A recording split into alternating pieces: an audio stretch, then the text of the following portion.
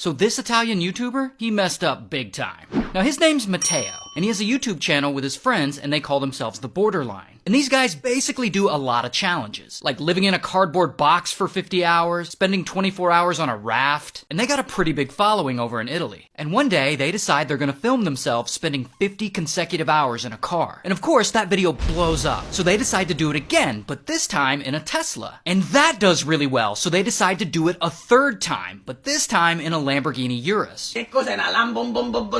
So these guys, they go out and rent this Urus, and they're having a great time in it. They're speeding around the city, they're taunting slower cars, here they are getting a little fast food. The challenge seems to be going well. Now Matteo, he's driving, and allegedly he wants to see how fast the Urus can go. But there's a car in front of them, and it's kinda going slow. So Matteo decides to overtake it and pass it. And the other YouTubers in the car, they're trying to film all this.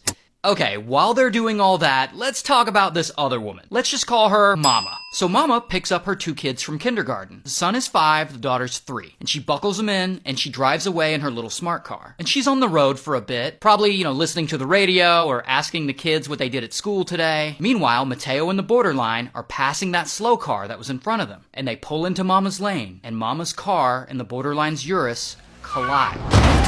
Nearly head on. And this isn't like a small fender bender. This is a brutal crash. And Mama and the daughter survived. But unfortunately, the 5-year-old son did not.